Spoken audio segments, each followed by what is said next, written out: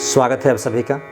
सबसे पहले पितृपक्ष में आप सभी को आपके पितरों का, पितृदेव का आशीर्वाद प्राप्त हो। कहा जाता है तीर्थ नहाए एक फल, संत मिलन फल चार, सद्गुरु मिले अनेक फल, कहे कबीर विचार।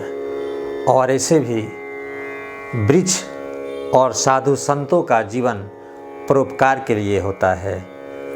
वृक्ष, पेड़ पौधे हमें जीवन जीने के लिए भोजन प्रदान करते हैं, उनके माध्यम से हमें भोजन मिलता है।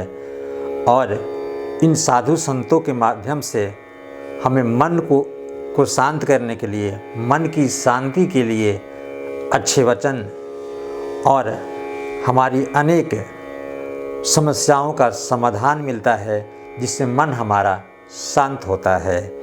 परंतु अगर यही संत अगर अज्ञानी हो, जिस उम्मीद के साथ हम संतों के पास जाते हैं कि हमें ज्ञान की प्राप्ति होगी, और उस जगह ही अगर अज्ञान की बात आ जाए, वहाँ अगर आपसी विवाद हो, पैसे के लिए आपसी विवाद हो जाए, तो फिर लोग कहाँ जाएंगे, उन्हें मन की शांति कहाँ मिलेगी।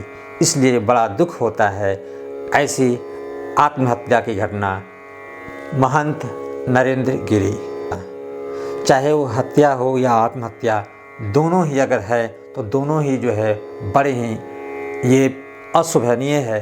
ये एक तरह से जग हंसाई है कि एक साधु संत के पास, साधु संतों के यहाँ भी ऐसा हो सकता है जो दूसरों के सत्य के राह दिखलाते हैं। तो आइए सबसे पहले हम महंत नरेंद्र गिरी के जो घटनाएं क्रम संक्षिप्त कैसे 12 बजे जो भोजन, दोपहर का भोजन का समय महंत जी का, उन्होंने भोजन किया और शिष्य से कहा कि 3 बजे जो हमारा चाय का समय है, हम चाय नहीं लेंगे, और दरवाज़ा अंदर से बंद करके फिर वो अंदर चले गए। लंबे समय तक दरवाज़ा न खुलने के बाद, कोई आहट न आने के बाद, सबसे पहले इनका शिष्य सुमित तिवारी, ये सुमित तिवारी ने फ़ोन किया, मोबाइल स्विच ऑफ था। उसके बाद अनेक शिष्य, अनेक वहाँ जो लोग थे मिल कर के दरवाज़ा को तोड़ा। फिर घटना सामने आई। उसमें जो सबसे पहले सुसाइड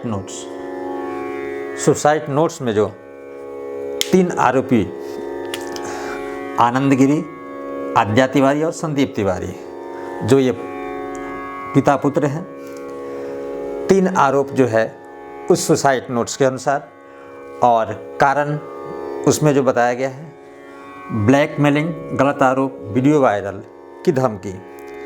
सबसे पहली बात, एक संत को ब्लैकमेलिंग कोई क्या कर सकता है, उसके पास क्या है ब्लैकमेल के लिए, किस बात पर कोई ब्लैकमेलिंग करेगा। दूसरी बात, गलत आरोप, साधु संत को कौन गलत आरोप लगाएगा, और सत्य को क्यों, सत्य तो कभी हारता नहीं है, सत्य के पास तो खुद शक्ति होती है।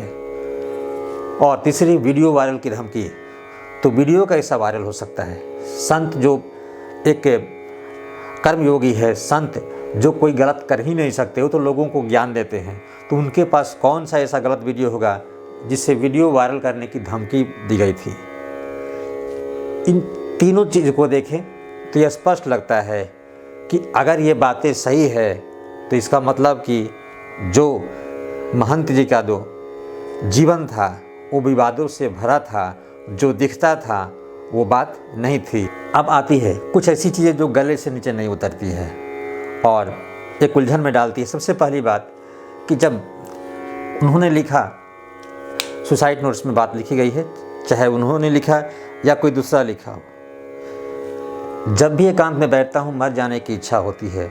साधु संत जब एकांत में होते हैं तो उन्हें बहुत ही अच्छी अच्छी सकारात्मक शक्तियाँ जो है, बातें जो है दिमाग में आती है। लेकिन वह कैसा साधु संत होगा जो मर जाने की इच्छा अकेले में आती है।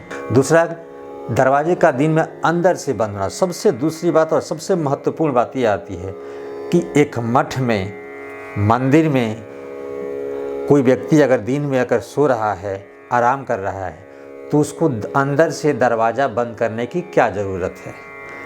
अगर ये दरवाज़ा अंदर से बंद हमेशा नहीं किए होते, अगर ऐसी आदत नहीं बनी होती तो लोग को तुरंत संशय होता कि आज अंदर से दरवाज़ा इतना देर तक क्यों बंद हुआ, या फिर अभी दरवाज़ा अंदर से क्यों बंद कर रहे हैं इतना देर तक। लेकिन इसका मतलब कि दरवाज़ा अंदर से बंद अक्सर हुआ करता था, इसलिए लोगों ने तुरंत उस पर ध्यान नहीं दिया। और तो सब मोबाइल का स्विच ऑफ होना, मोबाइल स्विच ऑफ होना एक संशय में डालता है। और 8 या 12 पन्ने का सुसाइड नोट, कोई भी आत्महत्या करने के पहले उतनी लंबी सुसाइड नोट, उतनी लंबी चिट्ठी नहीं लिख सकता है, लंबी बात नहीं लिख सकता है। सोचने समझने की शक्ति जो है उस समय जो है क्षीण हो जाती है, विवेक शून्य हो जाता है, और व्यक्ति उस समय सिर्फ यही कहता है आत्महत्या ही एक उपाय है। लेकिन अगर दूसरे पक्ष से देखें, अगर हत्या है तो फिर भी दोषी महंत जी को ही कहेंगे, क्योंकि ये महंत वहाँ के स्वामी थे, और स्वामी थे उनके शिष्य थे। घर का स्वामी आसपास के माहौल को ना परख ले, घर का स्वामी का चरित्र जब अच्छा होगा, उज्जवल होगा, शिष्यों में उस तरह की गलत भाव कभी भी नहीं आएगी। लोगों के मन में कभी भी गलत भाव, हत्या या उस तरह की कोई भी गलत बात करने की बात समझ में नहीं आएगी। यानी कोई भी किसी भी तरह का आरोप प्रत्यारोप या वो जीवन लेने की बात मन में आ ही नहीं सकती है।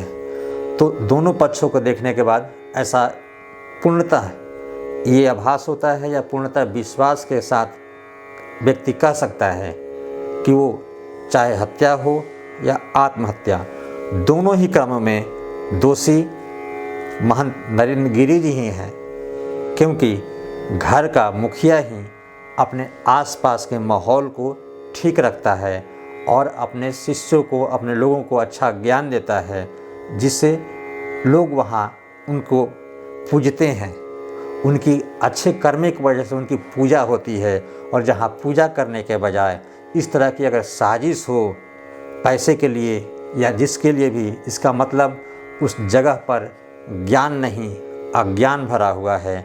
इसलिए मेरा नम्र निवेदन है कि हम कभी भी अगर किसी संत के पास जाते हैं, अगर वह संत दूसरे संतों की हमेशा बुराई करे, वैसे संतों से हमेशा बहुत ही दूर रहें। वह संत नहीं, ढोंगी है। तो वीडियो देखने के लिए बहुत बहुत धन्यवाद। छोटे हैं तो प्यार और आशीर्वाद।